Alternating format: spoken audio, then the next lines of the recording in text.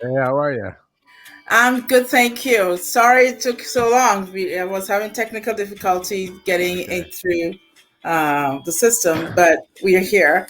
Once Yeah. again, hello, my name is Stroda Aglago, and I'm here with a new guest. Of course, I do introduce a new guest, but before I do so, thank you for joining me on Love, Forgive, Live podcast. Today's Sunday, so we are going to do something beautiful, spectacular, but above all, one that goes to your heart because it's about spirit, it's about God, and it's about connecting to that one source that connects all of us humans together. And we're all on a project of the human project to discover the truth of who we truly are and share that with the world. So before we go on, I'm going to stop this music and then we can have our guest. So my guest is David Green. Now, he's a composer, a musician, an author, but above all, I think he's also a visionary because he sees beyond what we have in front of us and understand life in a deeper meaning to this point where um, reading his book, I was stunned. Now, this is a book that is called The Picture of You, but the picture of your soul. Now, this book is in depth. When I say it's in depth, it really searches the inside of you and allows you to go inside and seek that inside of you and begin to get to know that. And the person who can describe it better than me is David. And David, please introduce yourself. Sure. My background is I come from Toronto originally, and after Mm-hmm. years of being involved in the music industry in Hollywood, I Mm-hmm. had a certain vision that made me stop in my tracks and go through a process of inner searching. And Yes. I think the reason why I'm here today is because that's been a search that's quite in depth and has is something that I've benefited from and want to share with you and your listeners and the world as a Yes. whole. Mm-hmm. I I think that's beautiful. And um, without trivializing it, the only word I can use to describe your journey and this task you've taken on to reveal that to the world is is a calling. It's a Yeah, calling deep within right, that most people would not understand it. And especially the average person would be confused as to why you would embark on this journey to be so vulnerable and right. revealing of yourself. So when Yeah, you started, go ahead. I'm sorry. I think that I think I'm fortunate. I know this may sound strange, but I'm fortunate to have many struggles in my life as well. Yes. And when you have struggles in your life, you get to learn ways of managing those struggles. And as a result of that, you can help a lot more people because my goal is not just to help people who are walking around with a smile. I want to help people who are struggling. And they're struggling largely to the fact that they don't know who they really are. And if they Yes. were to discover who they really are, they would flourish. They would be able to lift themselves out of deep ruts and patterns of behavior that have kept them down and keep them down and give them no hope for the future. Yes. And it's my own struggles have taught me a lot of lessons that made me go beyond the struggles into Hmm. a much happier place, and there's so much to learn in a place of happiness as well. I appreciate that. So one thing that came in mind is whilst you were speaking, I said, how does one discover the real me when they're scared of everything all the time? Well, that's an interesting question. If you actually look at the very first two words that were said to Abraham in the Bible, Abraham was the first Jew. He's the father of all religions. He was the one who recognized that there was a God in the world, and believed in monotheism. And Mhm. the very first two words that God said to him were Lech Lecha. Lech means go. Mhm. Lecha means to yourself. Mhm. That means, like, Mhm. when you hear the very first two words that are said to somebody who is going to be the leader of a nation, those two words must be extremely important. And that Lech Lecha is divided up into those two words. Lech, which means go, means whatever environment you're in, the best way to hear your inner voice is by removing yourself from that environment. Some of us have the luxury to hop on a plane and go somewhere far away from your favorite coffee shop and social environment and various obligations. That's Yes. a luxury. That's one way to do it, is by leaving where you are physically. Another Yes. way is to leave where you are in terms of shutting off your phone, closing the windows, closing the door, closing your eyes, and feel yourself in a place which is separate from everything you're doing during your day. Mhm. So that's go. That's go. That's removal of distractions, which today is a very, very challenging thing to do because of our phones and internet and Yes. just all kinds of demands. People go crazy if they have to turn off their phone for 5 minutes, like they're Yes. afraid they're going to miss some information. Yes. So removing yourself from that noise is the first part of getting to know yourself, because Mhm. the noise is covering up that inner voice. But Absolutely. then, but then the next word, lecha, to yourself, means the active, the proactive journey to yourself, which means a process of digging and discovering what makes you unique, how you're different than anyone else in this world. Um, what is your personality? Mhm. How is your personality? What makes your personality shine, and what makes your personality run away from certain things? Mhm. And the more you can become familiar with the color of yourself, who that soul really is, Mhm. then you are in a place of self-discovery, and then all the decisions you make are based on what you really need, not Mhm. based on what society's telling you. And Yeah. therefore there should be no fear, because people have FOMO. They're fear of missing out. I Yes. I think fear of missing out on your own life should be the biggest FOMO a person has. Be Yes. I agree. afraid. As opposed to being scared of going into new territory, Mhm. you should be afraid of missing out on your own life. Yeah.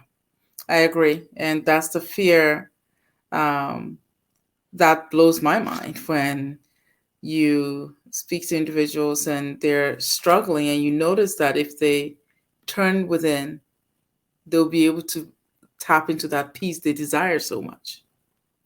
Right. But then the fear of not knowing that peace and being scared of it Right. becomes a hold on the individual. Well, So, what it, would com- you? it comes to when any kind of change that a person Mhm. makes in life Mhm. can be very scary, because we're uncomfortable with new territory.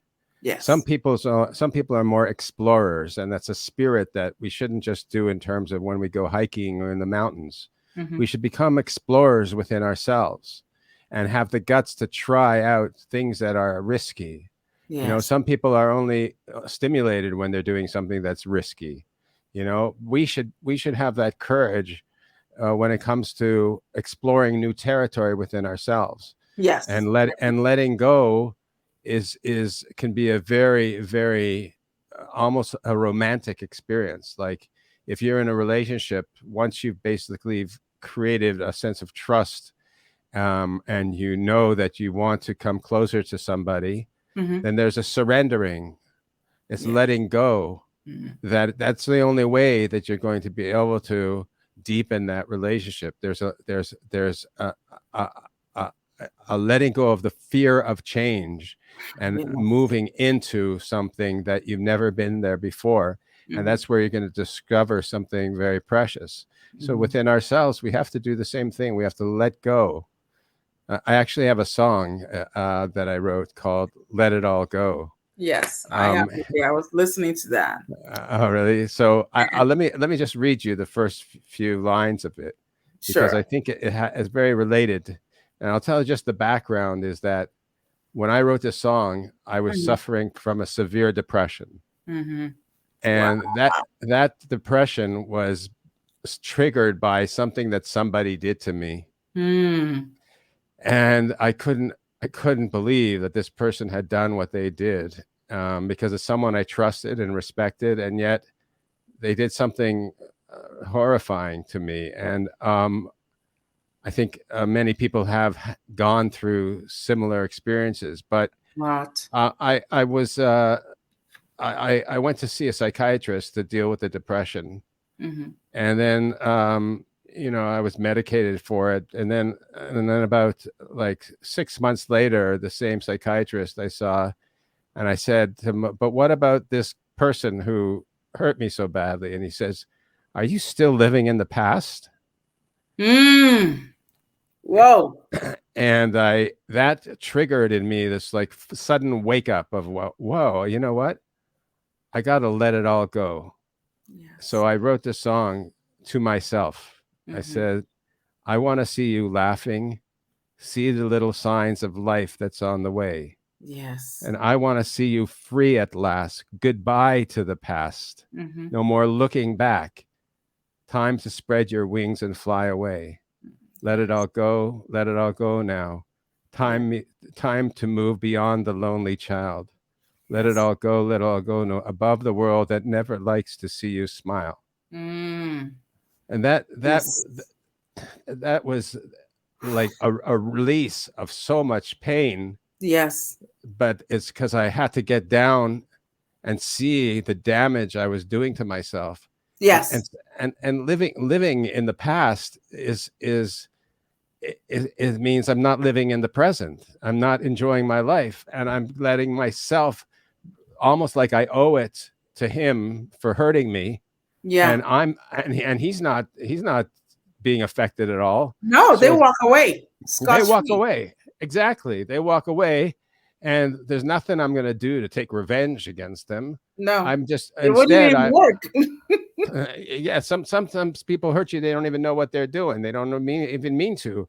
And we carry around this grudge that can just like paralyze us. Yes. And so I think that fear of letting go is something that you have to realize there's so much potential in life waiting for you.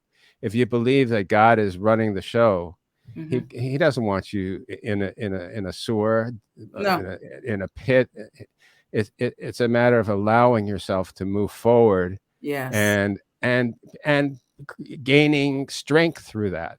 And after that time in my life, the way I deal with struggle, even minor struggles, are so different because I learned my lesson from that. Because I recovered and I move forward, and of course there's ups and downs, but that's part of life, you know. And we read a portion from the Bible every week in synagogue, and in this week's portion, Moses is about to die, and it says, "I can no longer go and come back."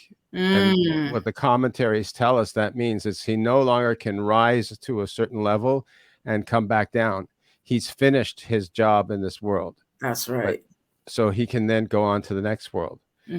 But what does it mean? It means that going and coming back is for everybody else a very normal thing. Yes. Hopefully we go up, we come down a little bit, then go up to a higher place and come down. But if we're scared of the decline, Yes. Then Oh, we're going to lot fall of us. further. A lot of us are very scared of the decline. I was having a conversation with my 11-year-old niece today, and that was the exact topic. And she said, Auntie, it's so scary. And I was like, why is it scary? She said, because. She said, but I'll miss my family. And I was like, how do you know there isn't family on the other side for you? Mm-hmm. Don't you think you would miss them? You miss them too? And she said, but I would miss my life here. And I was like, how do you know the life that you'll be moving on to won't be such an exciting life and a fun life? Right. Then she said, so wait, are you telling me that I won't die? And I was like, your soul never dies. She said, then why are we so scared? And I said, I don't know. So I'm having this conversation with an 11-year-old, and she's going, wait, so why was I always afraid? And I was like, I don't know. What was keeping you in the afraid state? She said, I'm gonna have to get back to you on that. I need to really think about this. That's a great moment for her and for Yes, you. and yes, and so it's amazing that we're having this topic because that is the stuff that grips all of us. That eminent, well, that thing is coming. Well, wait a minute. And then the other day, my niece said, well, Auntie, so if we can't run or cheat, why do we try so hard? And she said, if you drink water, you eat healthy, you exercise, you get plenty of sleep, you do all these things, you will still go, though. And I was like, yes, because this is a place for learning. Right.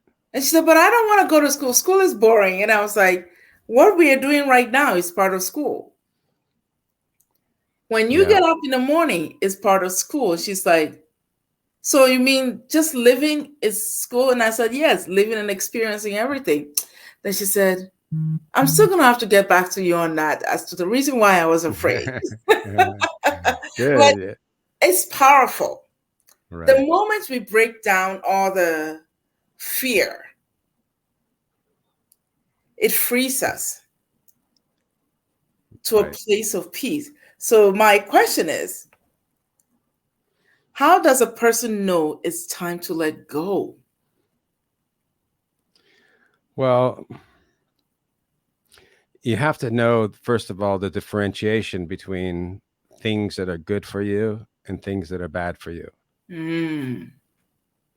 If you have the ability to exercise what I call the attribute of Tiferet, which is a attribute where there's a balance between the emotional judgment and the intellectual judgment, where on one hand there's the love flowing out, and on the other hand there's gvura, which is the restriction, creates objectivity. And if you step back and then assess what's going on, and you do your best to make a decision as to what's healthy for you and what's unhealthy for you. Once you have gone through that process, then it's much easier to let go of the things that are bad for you, because you have made a conscious choice that they're bad for you. And of course, letting go of anything that you have been doing for a long time is very difficult because the body has become accustomed to it. It's something that it becomes almost an addiction, that the body is stuck in its old patterns of behavior. Yes. But the clearer you can be on what the true value is of the change and how destructive the negativity is of the thing that you've been holding on to. Yes. Then even though it's difficult, letting go is something that is doable. It's something that you can create the courage to do through a conscious process that speaks to the heart as well. Yes, I agree. I agree to that. Now, in your book, pictures of your soul. What do you mean when you said, I read you've put the animal soul? What does that really mean? Well, although we normally think of ourselves as having one soul, in truth, we have two souls. There's what's called the divine soul, Yes. and that is created in the image of God, which is a whole topic of its own. But it's a divine, beautiful, precious, untouchable soul that will never lose its value.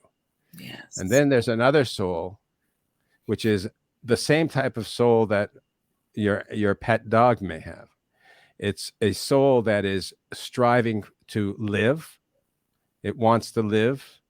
It wants to reproduce. It wants to eat, breathe, and basically manage your body to do what it wants of you. Okay. Now, the thing is that a horse is a very good example of a powerful animal. And if we think of ourselves as almost having like the drives of a horse within us, you see sometimes when there's a horse and rider, the rider can be in control of that horse and can run really, really fast and do tremendous kindness to the world because they have the horse to help them get there. Yes. The soul needs the horse.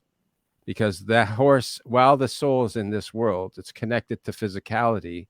Yes. And it needs, the only way I can deliver charities to somebody in time is by using the physical world as a means to get there. So the horse is our way of being able to achieve all kinds of spiritual things using the horse as a tool for us. But what if the horse gets carried away and you are no longer in control of the horse? Then what the horse will do, it'll turn you into an animal. And it'll control you with negative attributes such as anger, sexual perversion that is below your own dignity. Yes. Whatever a person thinks is moral and correct, they're usually have somewhere where they draw the line and say, below this line, I will never go. Yes. And yet the animal soul will try to get them to go below that level of dignity. And arrogance is something which it takes, can completely destroy a person's life if all they're looking for is honor in this world. So the animal soul is that part of you, which is it is a spiritual thing, which is connected to the body and is controlling the body. And it's the Tanya, which is a great Hasidic masterpiece, says that the animal soul and the divine soul are at war to conquer the body. And each type of drive that we have is like another city it's trying to conquer within the map of the human body. And the idea is for us to try to take the control and use the beautiful physical body, which is has tremendous potential, and use it for good. So, I can use my sexual drives in my relationship with my wife, and it could be extremely spiritual experience if I become a giver and a lover, as opposed to just somebody who's out for self-gratification and abusing other people for the sake of my individual desires. So all the physical desires that people want, if they're being controlled by the divine soul, then they become elevated and beautiful, and then we don't look down upon that. We look at as wow, I harnessed the horse and I'm the one steering which direction it goes. Yes. I love that. Thank you so much for that explanation. And then also I recognize based on what we were talking about.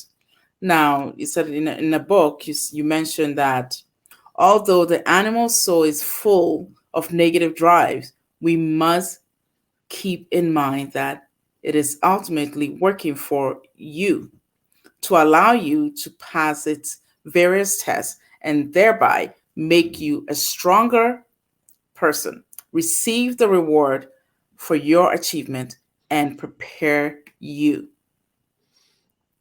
to climb a higher spiritual level.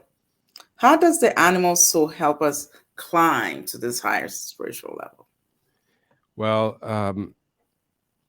let me use an example that the Talmud teaches us, which Okay. is that imagine there's a king, Mm-hmm. and the king wants to train his son, the prince, Mm-hmm. how to become a strong prince. Okay. And so what he does is he Mhm. hires a prostitute to try Mhm. to seduce the prince. Mm-hmm. Now, that prostitute is working on behalf of the king, but the king's intentions are also very good for the sake of the prince, Yes. which means that the prostitute's attempt to seduce him is actually for his own sake. Mm-hmm. And the prostitute herself doesn't even want him to fall because she's Mm-hmm. working for the king, whose intention is also that he should be able to fight the battle and succeed. Yes. And therefore, the animal soul, which is testing us all the time, is like the prostitute who's trying to get us to fall. Mm-hmm. But that is really the animal soul's on our team. Mm-hmm. It's doing it all for the sake of putting us through challenges Mm-hmm. that we wouldn't be able to live life without. It's only the vulnerability to fall that gives us the strength to lift ourselves up. Wow. So therefore, by recognizing that I could fall and Mhm. yet I was able to succeed, Mhm. think of how great that is as an opportunity to succeed more. Learning Yes. how to love yourself, to be able to do more in life. You know, how could I love myself if I'm not on the field? You Mhm. know, it's it's like running around a basketball court without anyone competing with you. Like Yeah. who You need are you something to competing with? compete with. You need the opponent in order to get somewhere that's of success. Yes. So our opponent is there to allow us to grow, and it's only through those challenges that give us a chance to elevate ourselves Yes. and learn from example how much stronger we truly are to Yes. move forward. That's Mhm. why when people are in a very, very low place and they're very depressed and they're suffering and they don't, like you say, they don't want to let go. Yes.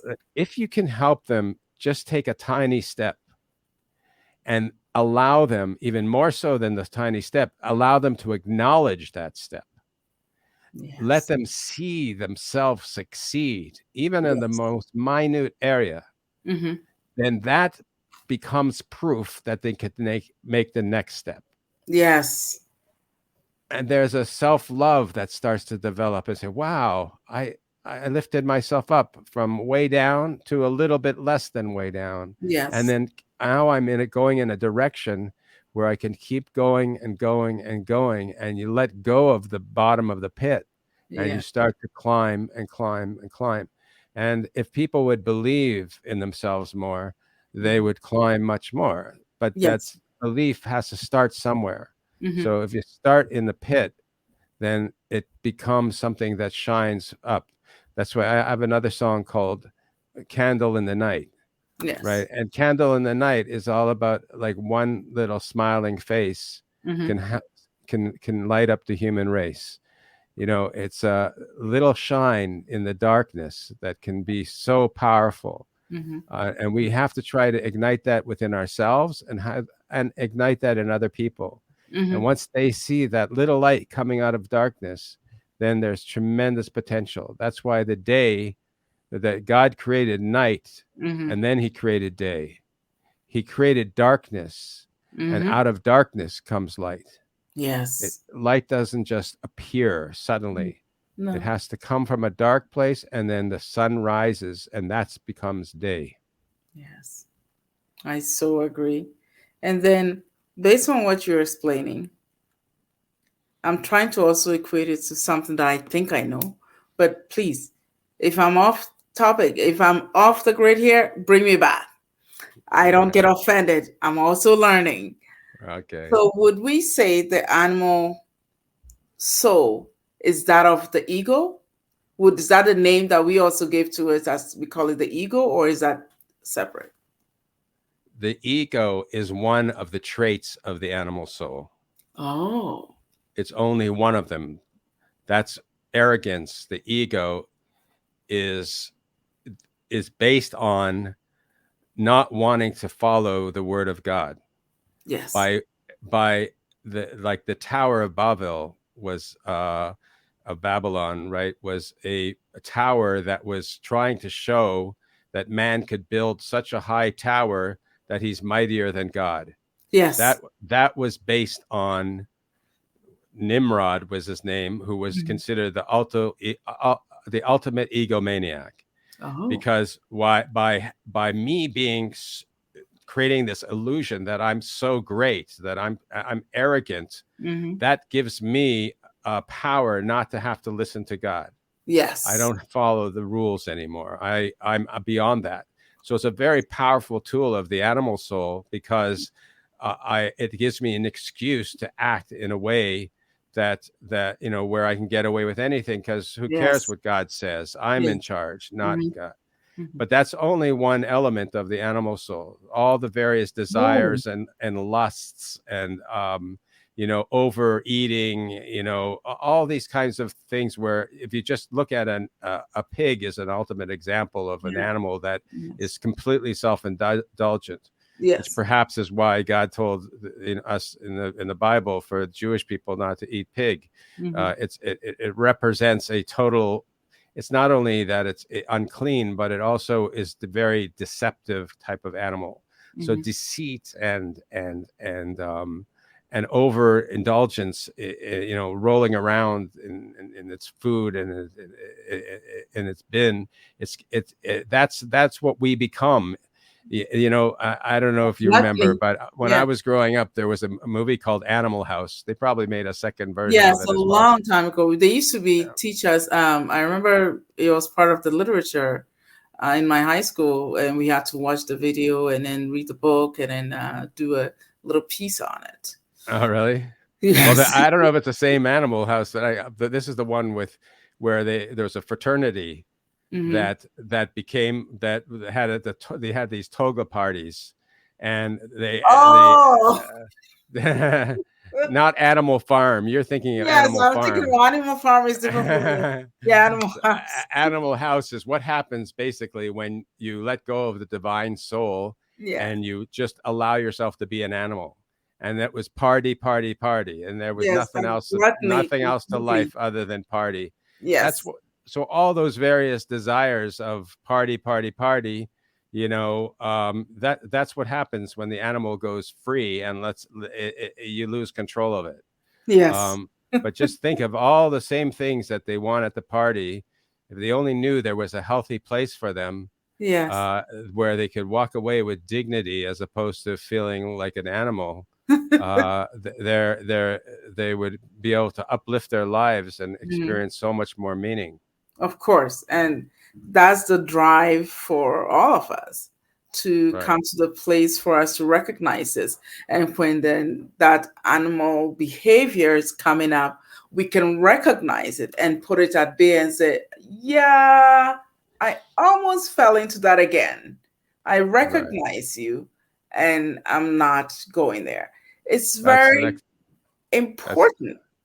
That's an excellent point. A big part of learning and growing is recognizing when a certain voice is beginning to show up. Yes. I have a few examples. One is that let's say I like to use when a person's on a diet as an example of the animal soul, because it's not so severe and most people can identify with it. Yes. But if somebody is on a diet and they have a doctor's appointment about 3 or 4 blocks away, and there's 2 ways they can go. They can either go the short way, but there's an ice cream store on the way, or they can go the longer way, but there's no ice cream store. So if they are strong, the strength comes right at the beginning. The strength comes by saying, I should go the long way so I do not tempt myself by the ice cream store. Yes. But a lot of people will say, oh, I'm in a hurry, so I'll go the shorter way. And of course, when they go by the ice cream store, they just happen to need to use the bathroom. Yes. So they go in the store and then they feel bad. Well, I'm not a customer. I shouldn't use the bathroom if I'm not a customer. So I better buy an ice cream and I'll start my diet tomorrow. Yeah. It's like, you know how many people have started quit smoking tomorrow? It's like they might as well just like go on and on and on for the rest of their lives, and always quitting smoking.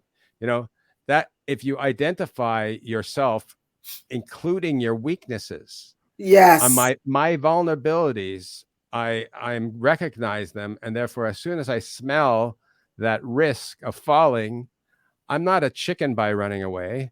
I'm actually strong by running away. Yes. That's the story of Joseph with the wife of Potiphar in the Torah, in the Bible. Yes. And she was trying to seduce him, and what she did was she grabbed his one of his pieces of clothing, a cloak that he had. Yes. And he knew that she was going to use that to claim that he was trying to seduce her. Yeah. And it would have been wise to go back and get it from her so that she couldn't make that claim.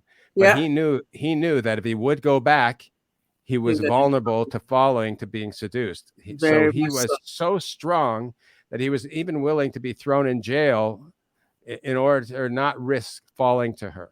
Mm-hmm. That's the example of what we call the tzaddik, the righteous person who is honest with their vulnerabilities, yes, and therefore can refrain from them because they know their weakness. And that's a true, strong person. And that is the opposite of the ego. That's called humility. Yes. And humility is the pathway to freedom. Mm-hmm. I love that. Humility is the pathway to freedom. I love that, because that, I believe, is what is trapping people. Humility, it's seldom seen nowadays, because so many of us are struggling with, well, if I am humble, then they'll see me as less than. Right. And we keep believing this lie and keep it going. And it keeps us from finding our freedom. The door is already open, but we don't see it because we are not humble to say, I don't know. Show me. And also, people confuse humility with low self-esteem. Mm-hmm. That if a person is struggling with low self-esteem, so they look down upon themselves, that's not humility. That's destructive thinking. Yes. It's even though you're lowering yourself, but you shouldn't be lowering yourself. Humility is that God is great, and He has created me with incredible potential, and I thank God for creating me that way. Mm-hmm. But it's His doing; it's not mine. That's true. My divine soul is a gift. It's not something I created. It's a gift. Mm-hmm. And therefore I have every reason to be humble, while recognizing my greatness. Mm-hmm. Mm-hmm. Recognizing my greatness does not mean I'm arrogant. It's recognizing it with the humility of knowing where it comes from. Yes. And I keep this thought, just keep in mind, it's called misguided humility. It's recognizing the fact that you have the greatness within you. You have this gift, you have this talent, you have this wonderful knowledge or wisdom. Instead of using it to catapult you to where you're supposed to be a catalyst for inciting some sort of change in your world, in your little corner. We're not saying that go and stay on the pulpit or whatever and then shouting. Not that. Start in your neighborhood. But then we start with this misguided humility and say, oh, who cares? Who wants to hear what I have to say? But the fact of the matter is, if you don't speak, who will? If you don't say something, because obviously the problem and the situation is in the neighborhood, and you keep seeing it every day. Oh, somebody ought to do something about it. How about you? But then we go, well, I don't have anything to contribute. I'm not enough. I just don't. Then it's like, wait, you just focused on what needs to be done. You zeroed in on it. And then we start backtracking. Right. And then I would have clients come in, and then we are doing progress. They're moving along. And I encourage, and I was like, I think you're on the right path here. Care to explore? Well, I'm not sure. I don't know if I'm ready. You're like, wait, do you want to heal this? Do you want to move forward? And these are the things we keep saying to ourselves and lying to ourselves. Mm-hmm. So this misguided humility, it's so confusing because we put that after we recognize, okay, this is it. We'll take the step. Then we immediately start beating the drum beat going backwards. Would you say when we do that, is it because of the past holding on to us, or is it because we're looking further ahead to the future and not knowing what it is, and rather not, instead of being present in the moment and moving towards what presence is giving us, we are stuck in the past, or are we moving to the forward? I think both are happening simultaneously. There are many people who unfortunately grow up with very negative voices, and a kid does not know how to translate the negative voices that they are getting. Wow. Often they exaggerate the negativity because they're looking for love, and they're not getting it, and therefore it becomes very distorted and self-destructive. And what happens is they carry that image, and every time they do something, they fail at something, even the smallest thing like dropping the baseball when they could have caught it. They have these repeating voices within them. Oh my gosh, I'm such a jerk. How could I do that? and then when they're in college, if they're making a presentation and they forget, let's say the CD or the memory stick that they need for their presentation. Oh, I'm such a jerk. And it hits them over and over again. Yes. And these echoes of their past are constantly being reinforced in their self-image.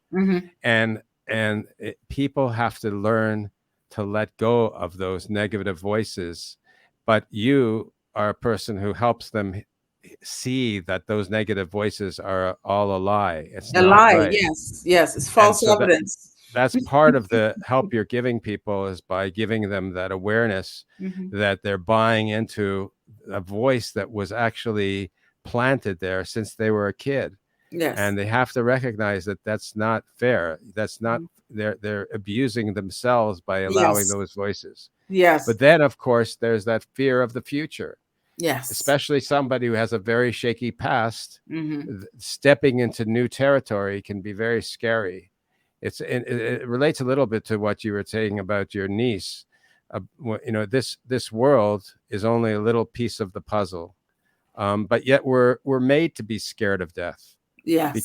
Because the truth is, God doesn't want us to, God forbid, commit suicide. He wants us to live a full life here and do whatever we can to be productive here. Yes. So we're created with a fear of death. But on an ultimate scale, the scariest thing about death is going somewhere that is unfamiliar. Yes. And that's what we have on a smaller scale with moving forward in anywhere in life into new territory. It's unfamiliar territory, and therefore we become scared, which is kind of bizarre, because if you think about it, people go to amusement parks and they want to go on the scariest roller coaster and go flip upside down and do all this scary stuff. Yeah. So like, why are they have so much courage to do, to take their body on this crazy roller coaster, and yet to, sign up for a course in college or online or wherever. Oh, I'm not good enough for that. I can't go there. I'm too scared to take that step. It's just inconsistent. People have to see that Yeah. their ability to explore the unknown territory is something that will give them life and not Yes. deprive And them of it. freedom. Oh, Right. and it's just impactful. That's one thing I want to know. How would someone know the difference? So can you explain this for us? Know the difference between the divine attributes in the world, in the creation of the world, and then divine attributes in the creation of humanity or man. Well, there's this idea that when God created the world, he shined a white light into the world. Now, when I say a white light, I mean an infinite light. There's no way we could see it because it is too spiritual to see. But God wanted to have a home, so to speak, within this world. And so therefore what he did was, much like a prism, if you shine a white light through a prism, if you look at the light before the prism, it's just white light. Yes. But once it goes through the prism, it splits into a rainbow of colors. Yes. And those colors were not created by the prism. They were just embedded in the white light and then refracted through the prism so we could actually identify what was originally there. Yes. God did that. And what comes out, those colors that come out are really God's attributes: kindness, judgment in a positive way, Tiferet, which is the balance, harmony. Yes. And there's 10 of them that are what's called the 10 Sefirot. Those are the divine attributes. And that is when we were created in the image of God. What does that mean? Well, God is not physical, so how could we be created in the image of something that has no image? Yes. What it means is that we're created also with those 10 Sefirot, that we are actually created. Sorry. With my niece. The same 10 attributes that were created in the world, that were used to create the world, were used to create us as human beings. And therefore, this matches exactly with the neurological studies. The left part of my brain, the right part of my brain, they each have different attributes. One thing called chachma and bina, which is knowledge and intuition, and das, which means an inner understanding. Yes. These are all attributes that create the human being. So those are the divine attributes within who we are. And so therefore, to identify those, the more you're aware of what those divine attributes are, the easier it is to start seeing that within ourselves as well. And that's really what the study of Kabbalah is all about.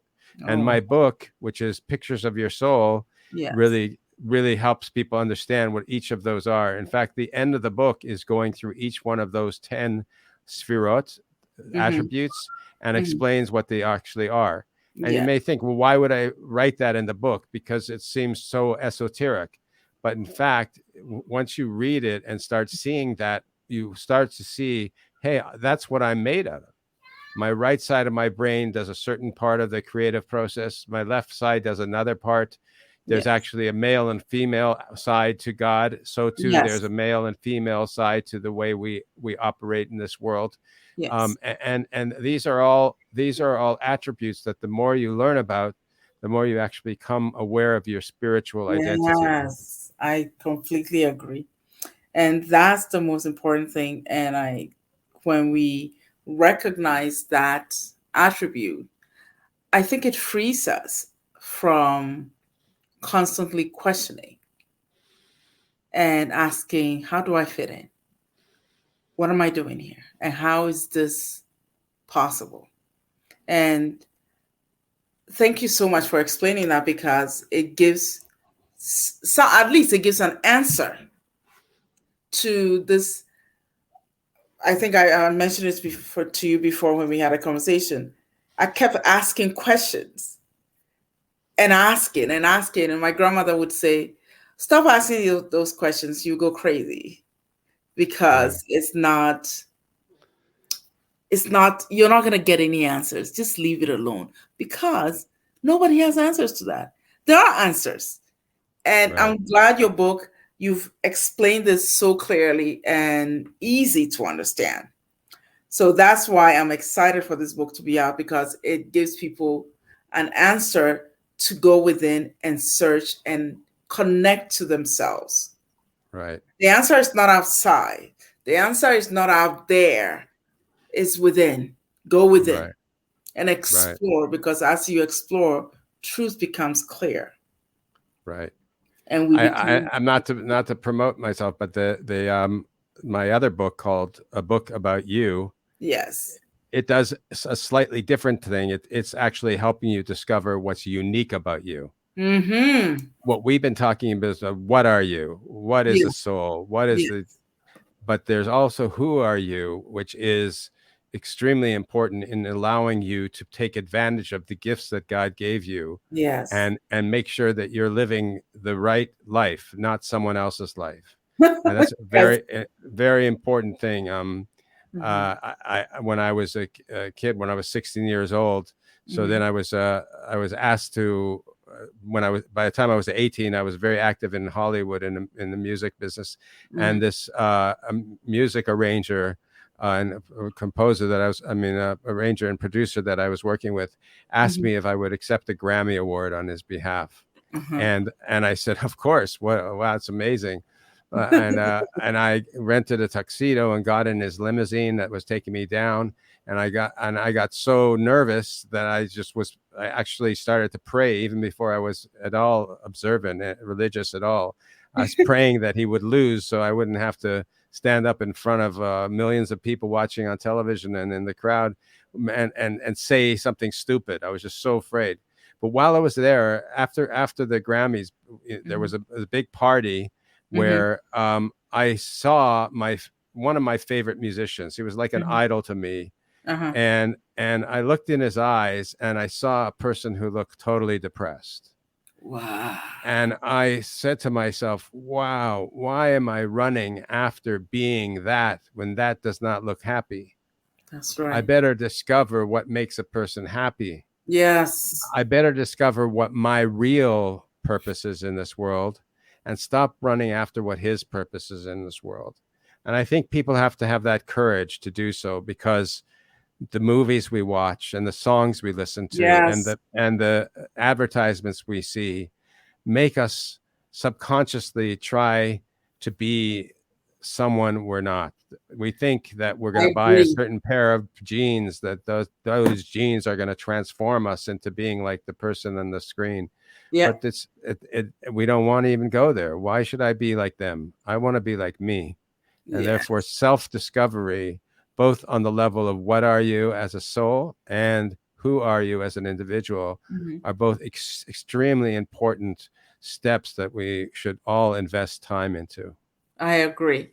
And in that, there's a song. I think this song is one of your songs. I was very moved when I listened to this song. This is, I think, the True Colors. Right.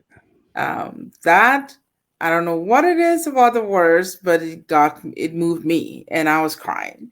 And last night, so my niece said, "Auntie, what's wrong?" And I'm like, and that's what I just speaking about. I'm getting chills still, so I'll play a little bit just to share with my audience so that they will understand the depth of seeking a way into yourself. It's not just something that you're doing, but it's part of what we came here to do on planet Earth, school. So I'm going to play this a little bit.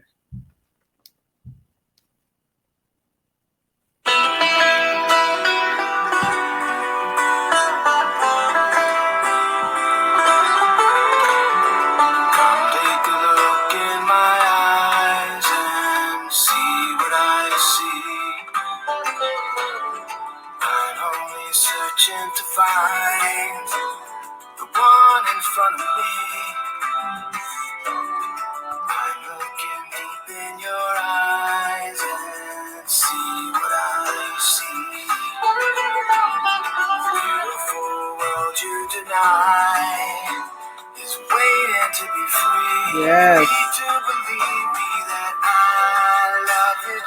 colors. I want no other but the real you. I love your true colors. You need to discover the inner beauty that you never knew. I love your true colors. I want no other but the real you. Oh, I love your true that's beautiful. colors. You need to Thank you. uncover the real you behind the eyes I'm looking through.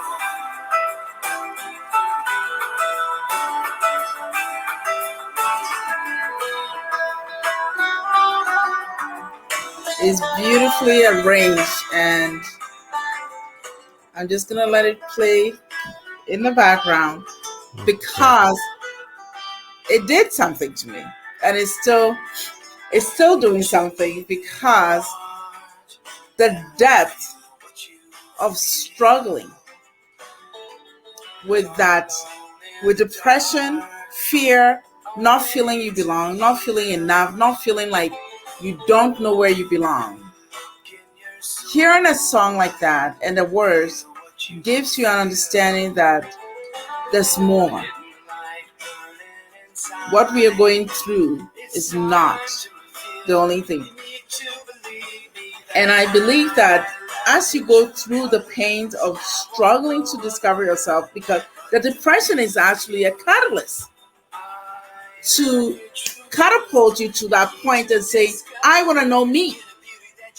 Because I've been living in this facade for so long, it feels empty. So it's time to go and seek the real you. And it is truly a project, a lifelong project. That's why I call my website realiouproject.com. Yes. That's what it is. I And that song, Journey to the Real You, the journey part of it is also very important. That my first song on that album, or the title of the album, is because that's what we have to do. We have to get excited, pack our suitcases, book our flight, and go on a journey inside. The inner journey. If we would only have the same enthusiasm as we have when we get those tickets to go on a flight somewhere, if we would have the same enthusiasm about going on a flight inside yourself, then we could explore beautiful mountains. And one of the videos on my website is Journey to the Real You, and you actually see like traveling all over the place, but it's all about really the internal traveling that we're supposed to go on. Yes. And I thank you, because this is powerful. And then before I let you go, I know I've kept you for a while. My last question is, knowing what you know now, and if you had a chance to give an advice or pass on a wisdom and knowledge to your younger self, what would that be? I would say that I should make decisions from the attribute of Tiferet. What does that mean? That we all feel an emotional pull in a certain direction. Yes. And we want certain things. But if it's only purely an emotional pull, you don't know if it's really the right thing. So then I should then take the left side of me, which is the Gevura side, and put a block on it and hold it there before you just let yourself fly into some dangerous territory. Yes. And then use your Tiferet, your judgment, while you're holding both options in your hand. Mm-hmm. And then with a settled heart, with a sense of objectivity, with some big breaths and some time to assess, then you can decide if this is what you really want to do in life. And once you have made a clear decision of what it is you want, and you know you've thought it out, then you're ready to throw yourself in 100%. Yes. But if you are sitting on the fence in life and you haven't gone through a real assessment, sitting on the fence is the opposite of inner peace. And that's why when we say hello or goodbye to somebody in Israel, we say shalom.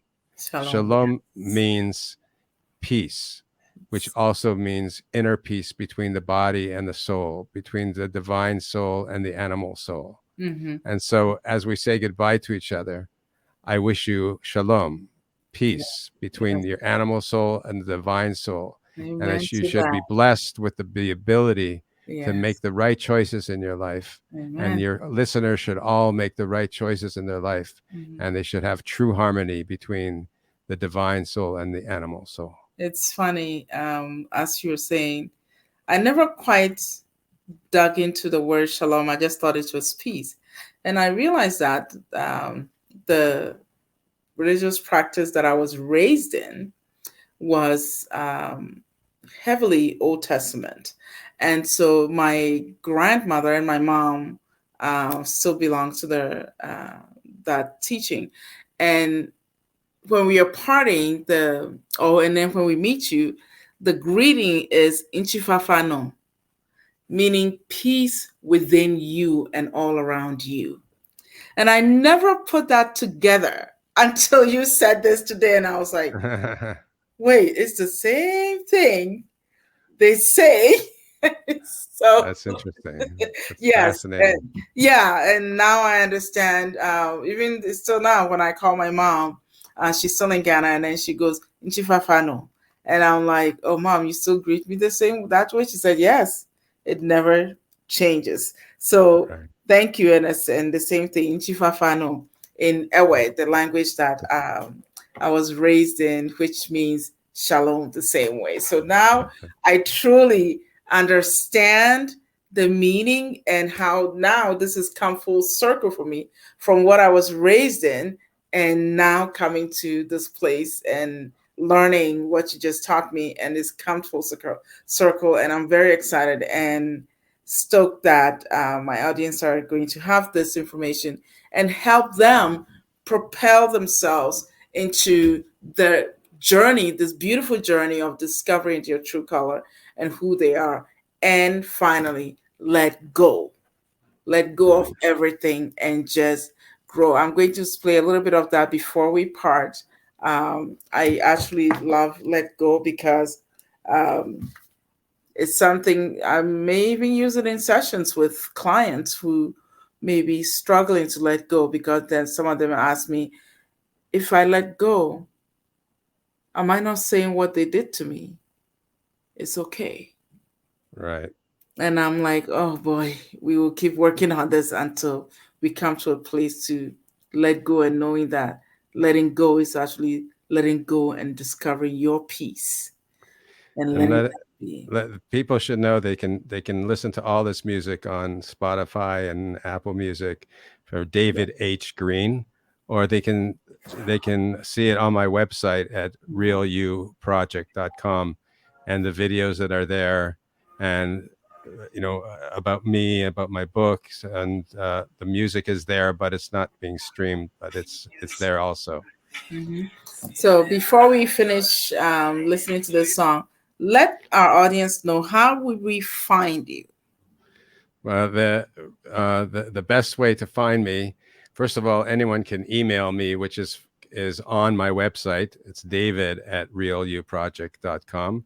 But realuproject.com is a resource for people to be able to contact me. If they want to listen to music, want to read about my books, know where to buy the book, you can buy my books from my website as well, besides Yes. Amazon. Awesome too. And if they want a 30% discount, I can use the word love. I'm trying to look at the way you spell it, LUV. Oh, So let's use LUV as the code, the coupon yes. code for them to get 30% off. Thank you. Thank you. And my goal is I trust me, I'm not making any money on my books. My books are all there to share with the world, and hopefully will help bring people who are in the dark and light the candle in the night. Yes, I agree. Beautifully said. And you're a true composer indeed. Beautiful words, and they just speak volume. And before we leave, we'll play this song, Let Go. I think all of this song encompasses the truth of recognizing your own forgiveness and letting go so you can have your peace. Through your eyes.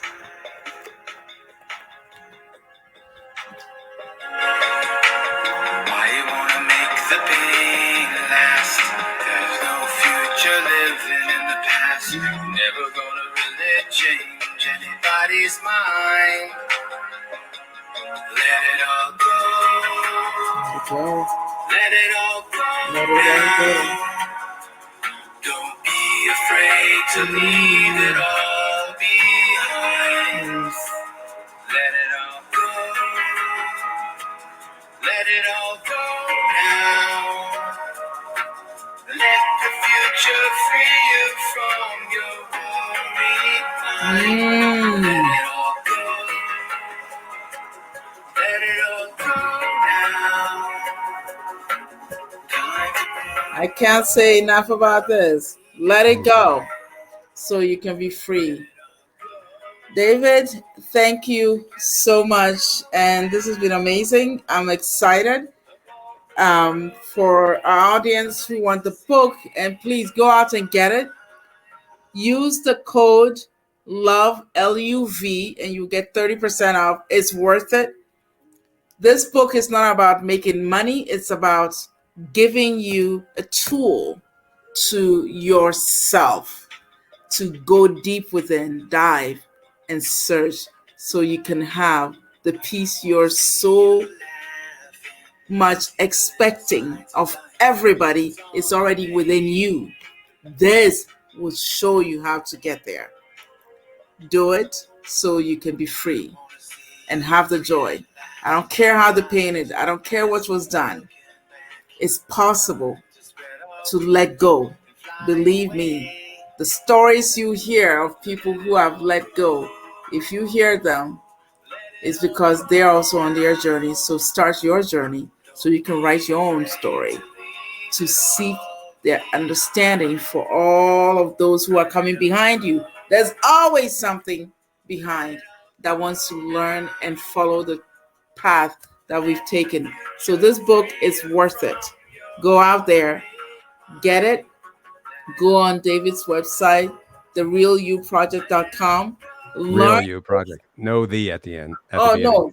Oh Just no, the Real You Project. Projects.com. Realyouproject.com. Go there and then use the code LOVE, LUV, and you'll be able to get through. Thank you so much. I appreciate you. And of course, shalom and Shalom. Giovanni. Thank you very much. Thank you. I